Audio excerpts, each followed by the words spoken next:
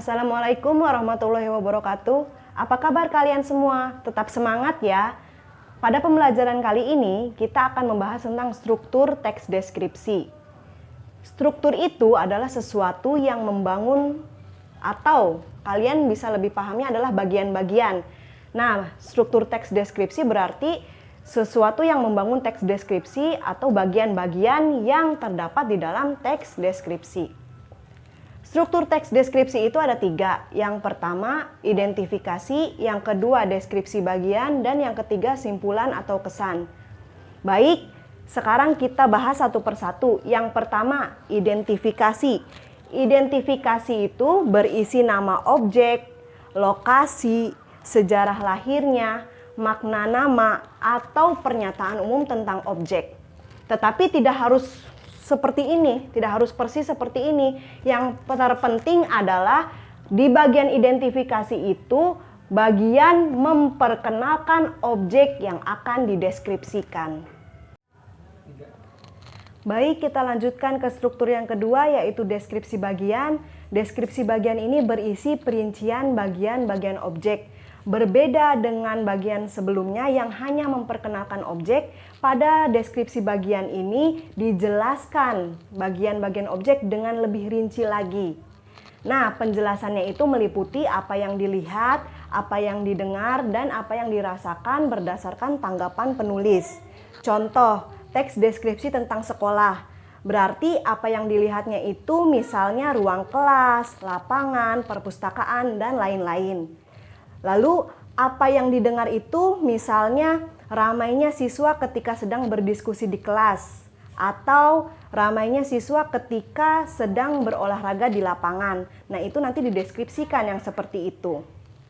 Selanjutnya, apa yang dirasakan berarti mencakup suasana, apakah nyaman, sejuk, menyenangkan, dan lain sebagainya. Itu nanti dideskripsikan mengenai suasananya tentang sekolah itu.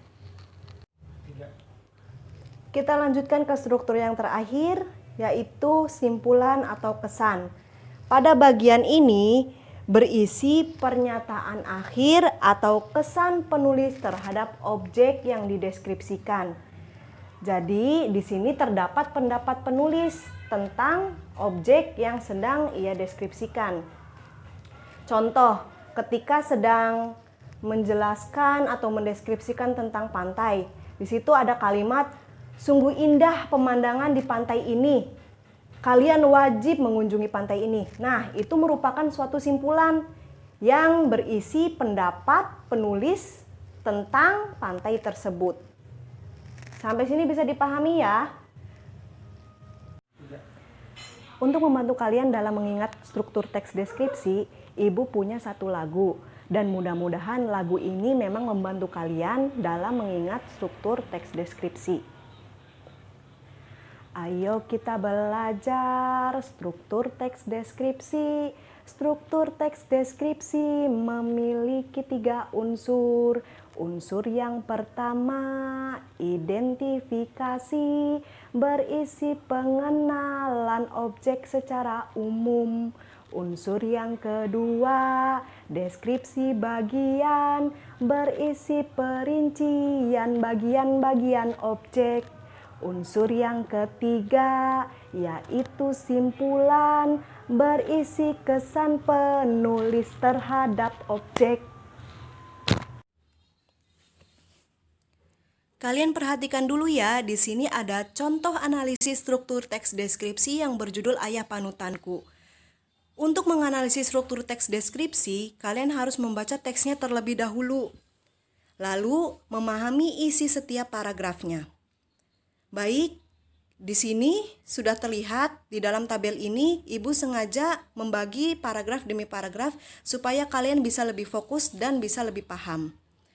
Langsung saja kita bahas paragraf pertama.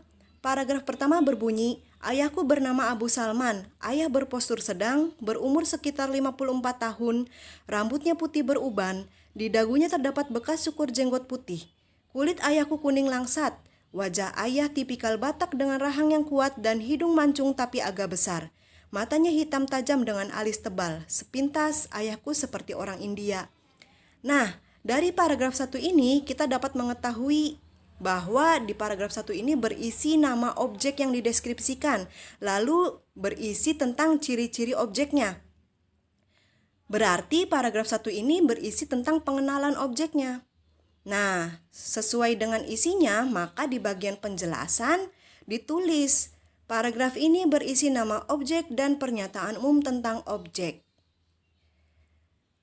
Karena paragraf 1 ini berisi nama objek dan pernyataan umum tentang objek, berarti paragraf ini merupakan identifikasi. Ya, struktur teks deskripsi pada paragraf pertama ini berarti identifikasi. Karena identifikasi itu isinya tentang pengenalan objek. Kita lanjutkan pada paragraf yang kedua. Paragraf yang kedua berisi, meskipun kelihatannya mengerikan, ayahku orang yang sabar. Wajahnya teduh dan selalu tersenyum menghadapi masalah apapun. Ya, ayahku adalah orang yang paling sabar yang pernah aku kenal. Tidak pernah terlihat marah-marah atau membentak. Beliau selalu menunjukkan perasaannya lewat gerakan bermakna di wajahnya.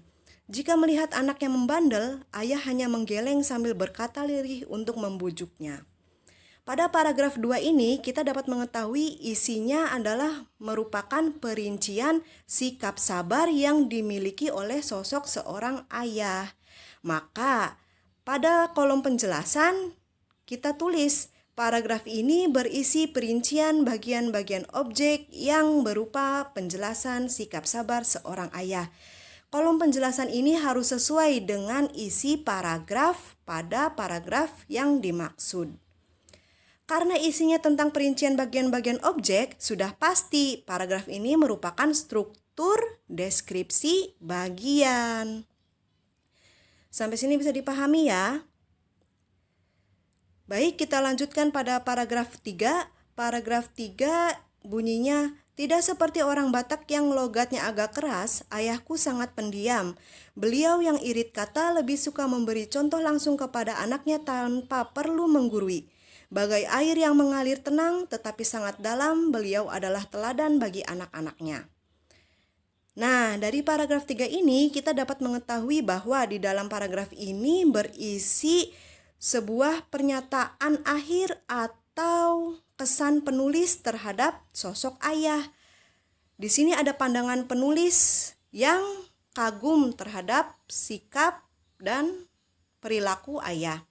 Dapat dilihat dari kalimat terakhir, beliau adalah teladan bagi anak-anaknya. Nah, ini merupakan kesan penulis yang meneladani sosok ayah.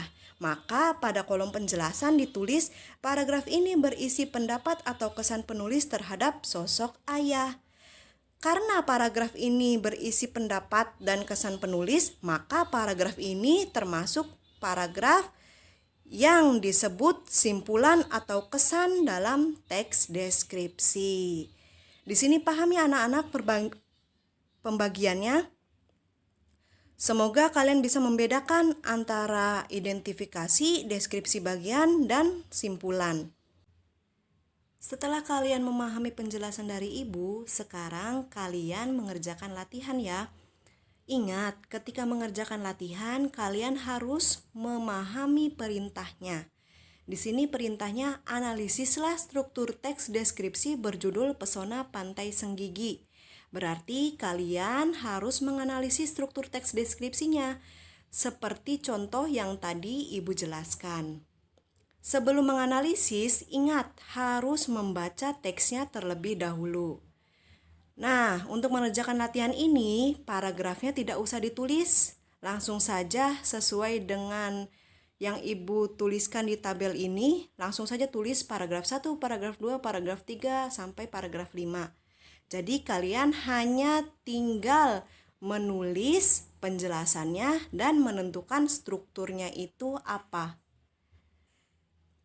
Paham ya anak-anak? Kalian tinggal mengerjakan seperti contoh. Ibu ulangi, teksnya itu paragrafnya tidak usah ditulis. Langsung saja kalian isi bagian kolom penjelasan dan kolom struktur. Semoga kalian bisa mengerjakannya dengan baik. Sekian pemaparan dari ibu, kurang lebihnya mohon maaf. Ibu akhiri, wassalamualaikum warahmatullahi wabarakatuh.